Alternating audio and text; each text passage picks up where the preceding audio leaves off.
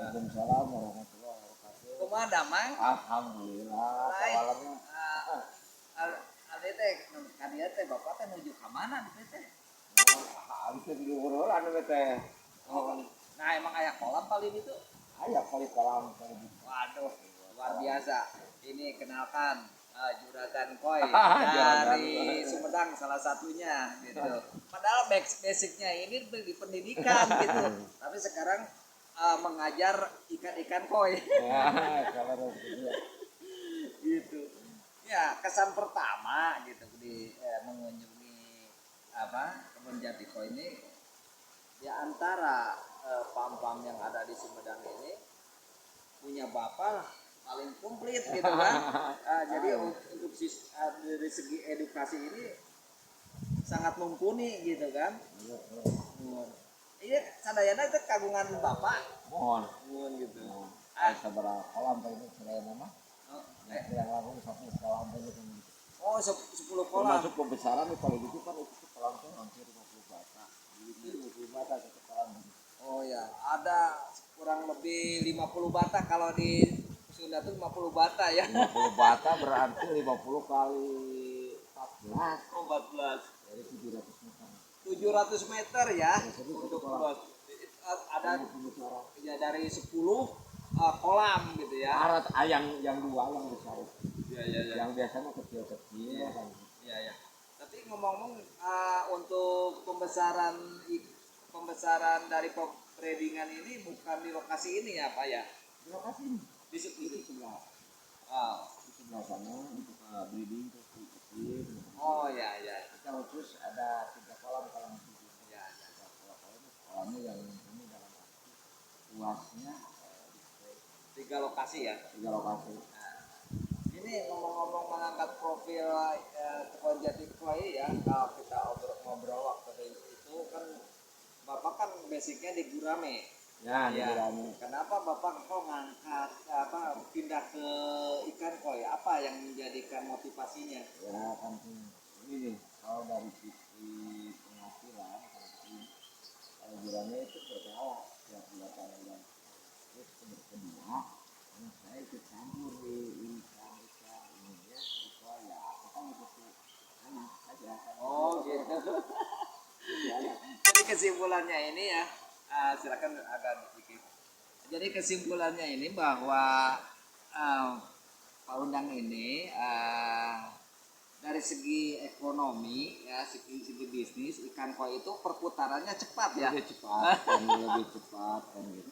Kecil gini kan karena udah laku kalau kita punya yang SQ, IQ kan gitu. Ya itu ya keuntungannya beda gurame sama budidaya gurame dengan ikan koi ini bahwa penjualan secara bisnis bahwa dengan ukuran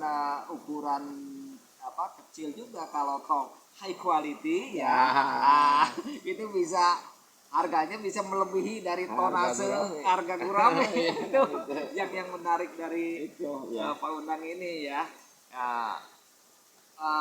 Akhirnya pindah ke budidaya ikan koi dan kebetulan anaknya ini aktif di ikan koi ya.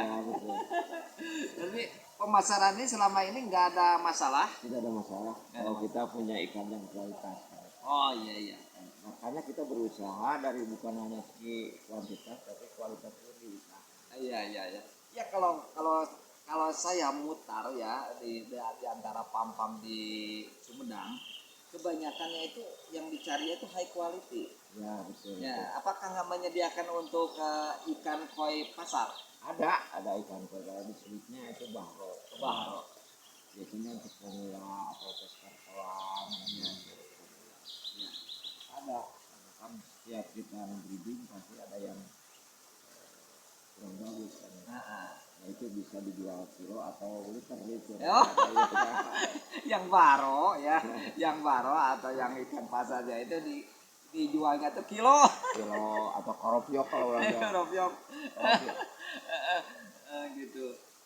Ya jadi kalau kita udah menggeluti suatu budidaya dan otomatis kita juga tahu pemasaran, jadi rasa percaya diri sudah ada walaupun persaingan dari PAM ini dari tiap daerah berbeda ya. Betul. Kalau kita lihat yang punya nama itu kan bukan Blitar dan Sukabumi. Iya. Nah itu apakah ada kerjasama misalkan dalam pemasaran ya? Kalau orang awam kan rata-rata yang tahu itu Sukabumi dengan Blitar. Kita belum ke arah ke sana. Kita belum tidak mengambil juga Sukabumi juga. Nah, memang kebetulan saya basicnya kan dari IPA, dari sains. Jadi sulitnya dari Blitar ke sini itu adaptasi. Adaptasi itu dua kan, adaptasi lingkungan, kemudian adaptasi ya,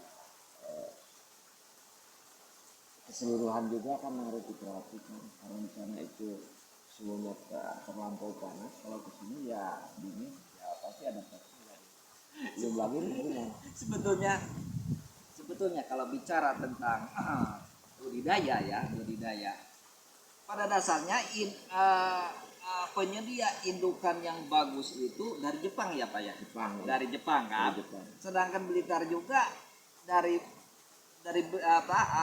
indukannya itu dari Jepang. Sukabumi sama ya. Tapi kok hasilnya berbeda ya? Kalau untuk Blitar kok warnanya ini lebih pekat gitu kan? Putihnya lebih kinclong. Nah itu pengaruh dari apa ya? Dari suhu. Oh, Biasanya lebih panas kan kalau di Jawa. lebih panas. Lebih panas itu pengaruhnya di suhu saja biasanya. Selain indukan pertama memang dari suhu, kedua dari pakan juga ada. Oh gitu. Kalau kita juga sebetulnya bisa ke arah seperti itu, kita mempertahankan alami terus kemampuan tidak direkayasa. Kalau berbicara warna sebetulnya bisa direkayasa juga dengan pakan-pakan yang khusus warna. Kalau kita belum ke arah ke sana kan gitu. Oh iya. Yang lebih baik warna merahnya itu dari genetik. Itu ya viewer ya. Jadi kesimpulannya dari pembicaraan dari Kang dengan Pak Unang ini bahwa menghasilkan kualitas ikan koi ini kalau dari berbagai daerah punya kekhasan tersendiri ya. Khusus untuk Jawa Barat hampir sama ya, Sukabumi, Sumedang dan sebagainya. Karena dia mempertahankan suatu keorisinalnya ya, keorisinalnya gitu. Tapi kalau secara kualitas sama saja gitu ya, punya kecantikannya, kemolekannya, cuman untuk warna yang muncul merahnya pekat, putihnya juga pekat, itu dipengaruhi oleh suhu ya, oleh suhu panasnya ini gitu. Suhu karena di Jawa Barat ini terbilang dingin ya. Ya terbilang dingin kalau dibandingkan dengan Jawa. Nah itu ya pembicaraan obrolan dengan Pak Undang sebagai owner dari Kebun Jati PAM. Mudah-mudahan berguna walaupun pertemuan dengan Pak Undang sebagai owner Kebun Jati Koi sepintas, mudah-mudahan bermanfaat, berfaedah. Nanti kita ketemu lagi di lain waktu. Terima kasih Pak Undang. Salam perikanan Indonesia.